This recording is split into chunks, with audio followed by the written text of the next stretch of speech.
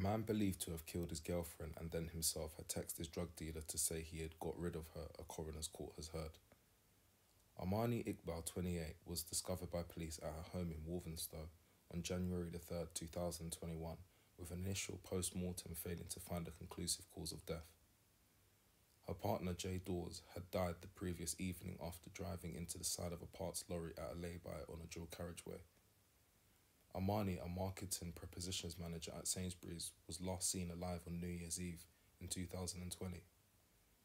Police attended her home on Thornbury Avenue at 8 AM on January 3rd and found her unresponsive. Despite the best efforts of paramedics, she was pronounced dead a short while later. Several appeals were made by Metropolitan Police for information after the results of her post-mortem examination were initially inconclusive. It then emerged that day, Jay, also of Walthamstow, had died on January 2nd after the red Peugeot he was driving collided with a parts lorry in a layby on the A11 in South Cambridgeshire. Emergency services rushed to the northbound carriageway between Stump Cross and Four Wentways near Barberham, but the 28-year-old was pronounced dead at the scene. The lorry went up in flames during the incident, which occurred shortly before 9 PM.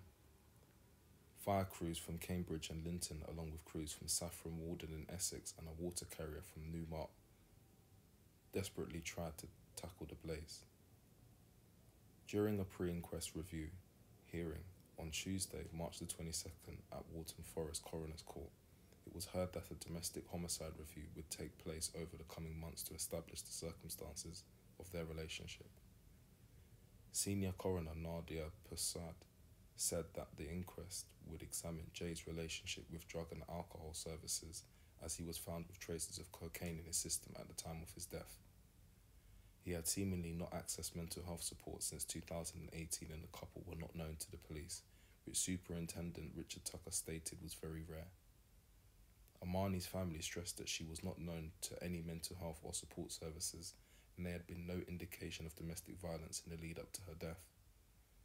Speaking of the Met's desire to complete a DHR, Superintendent Tucker said, "Talking about the domestic homicide review is a process for agencies to look at relationships where one party has lost their life or has been seriously injured in terms of any learning or any mistakes they may have made.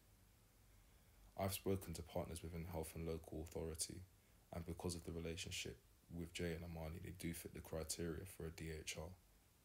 Speaking about the list of witnesses for the inquest, Amani's family said they wished for Jay's drug dealer to give evidence, as he is a very key person to the investigation. The coroner said, "So on New Year's Eve 2020, which was the last day Amani was seen alive, he received a call or a text stating that Jay had got rid of his girlfriend, broken up with her, and he was now happy again. That's in Jay's inquest bundle, and Jay asked for money from him despite stealing hundreds of pounds from Amani's account. That could mean he possibly told about Amani's murder or given details, but importantly, he was the only person to speak to Jay, from what police have told us and what the CCTV have revealed. Between the time Amani was likely killed and Jay killed himself, we've been shown CCTV footage of Jay getting into his car from Amani's flat and going to speak with him for a length of time. They stated their belief was a key witness, despite being reluctant to give information to the police. Amani's family have set up a Just Giving page in her memory to raise money for a Make-A-Wish Foundation, a charity she supported when she was a teenager. Since its creation in December 2021, it has raised a staggering £5,348, with several comments praised her as an inspirational person who made a huge and significant impact on those around her. A full inquest is due to take place on September the 14th at Waltham Forest, while Jay Dawes' is due to take place the following day on September the 15th.